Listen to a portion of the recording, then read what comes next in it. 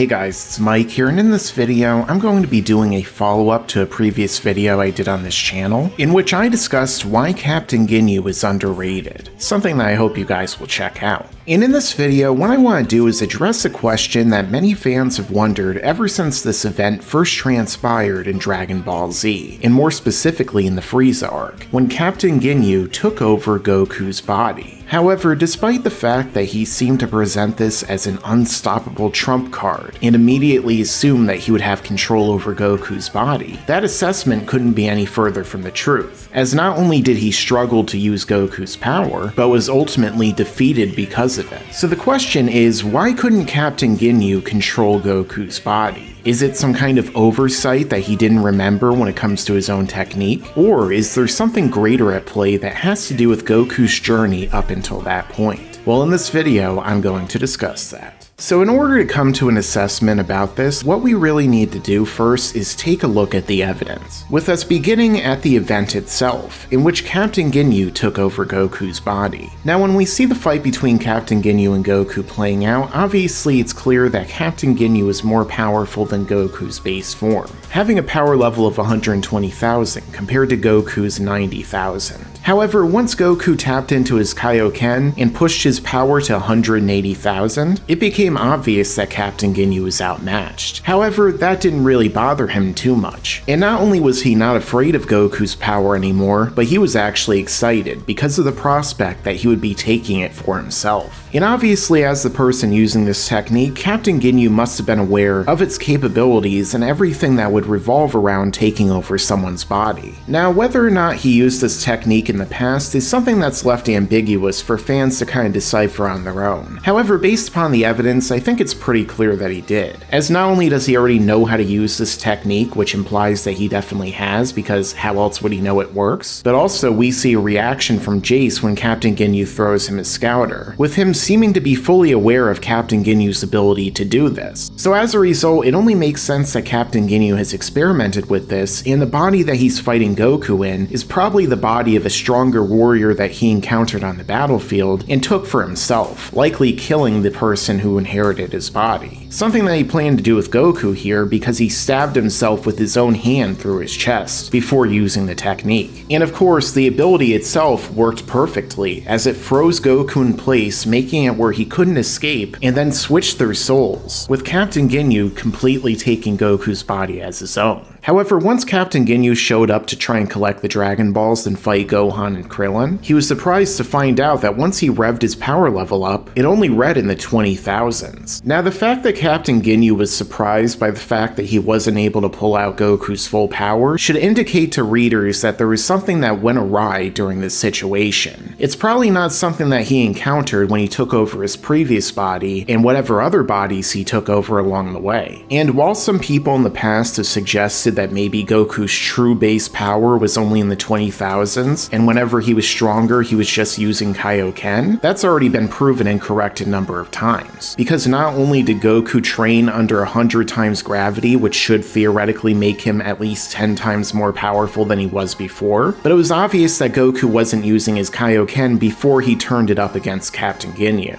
And even then, Captain Ginyu was able to estimate that Goku's power level was close to his 90,000, which additional guides have also backed up as true. So if everything came down to the Kaioken here, then Captain Ginyu would have theoretically been able to rev his power up to 90,000. However, again, he wasn't able to do that, and his power was so pathetic at first that he was able to be beaten up by Gohan and Krillin. However, there is another piece of evidence that explains this, which is what Goku says, because after Goku was put in Ginyu's body and was trying to catch up to him and Jace, he mentioned just how difficult it was for him to control Ginyu's body, and that he was having trouble even sensing where the others were. That's when he came to the realization that Captain Ginyu must be having the same issue with his body, something that he elaborated on by saying that Captain Ginyu hadn't trained with that body and wouldn't be able to control his ki. And I think that training that Goku went through is probably the main reason for this, because when you take a look at Captain Ginyu and his history compared to Goku's, it's vastly different in terms of how they acquired their power. Whereas Captain Ginyu is a soldier who is constantly on the battlefield taking over planets and doing things for Frieza as a part of his special squad, focusing solely on his power and taking over bodies that ended up being stronger, Goku on the other hand attained all of his power through a combination of intense training, say in biology such as Zenkai boosts, and mystical power-ups. While everyone in the Frieza force is focused on only their power and increasing their power level, a numerical value that they think is the end-all be-all of determining strength, Goku and those on Earth trained not only their body, but their mind and their spirit, connecting all of them and mastering their ki, which not only made them physically stronger, faster, and more durable, but gave them access to a host of other abilities and took them to newer heights that Frieza's forces could never experience. Most of the Frieza force was made up of the strongest warriors of individual worlds, or just mutants with high power level, which the Ginyu force were comprised of. Most of them didn't even realize that you could sense ki without using a scouter, or that there were races that existed that were able to augment and control their ki and power level at will. But because of the varied training that Goku went through, not only trained with Grandpa Gohan, but Master Roshi, Kami, the god of the earth, and training as a dead spiritual body in the afterlife with King Kai, as well as under incredibly intense gravity, it only makes sense that someone like Captain Ginyu, who only knows about power and still doesn't even have the basic ability of sensing someone's ki without a scouter, would have trouble tapping into and mastering Goku's body. And this is something that's also kind of backed up by what happens in Dragon Ball Super, when Captain Ginyu takes over Tagoma's body. Because much like Captain Ginyu, Tagoma was another member of Frieza's forces that relied on a scouter and likely never really trained before that point aside from basic combat training. And the way that he achieved his incredible power that we see in Resurrection F didn't come through mastering his mind, body, and spirit like Goku, but rather by getting constantly beaten down by Frieza every single day to the point of near death and then recovering. Tagoma, much like Captain Ginyu and Frieza's forces, had a might makes right type of mentality. And as a result, all they could really see and understand was power and pure brute force. And if someone else just so happened to have more than that, all Captain Ginyu would do is take them over, not really learn from their example. The idea of training to them and mastering their mind, body, and spirit was something that they probably didn't even think would really work, or even thought was below them. After all, when they go from world to world wiping out weak civilizations, does it really make sense for them to focus on training themselves and pushing themselves past their limits like a Saiyan does? Not really. And even Vegeta himself, the prince of all Saiyans, didn't really train like Goku and his friends did until he met Goku and saw the benefit of doing so. Instead, he gained his own power on the battlefield, and it was only through Goku's example that he was able to become as strong and as well trained as he is. Captain Ginyu didn't have any of that, and that's ultimately why I think that he wasn't able to control Goku's body, and ultimately why, unlike the other villains who adapted in the story, he was never really able to. Because even after all the years of being inside of a frog, Captain Ginyu never truly evolved past what made him weak in the first place, which is the same thing that gave Goku his strength. Well, that and plot armor.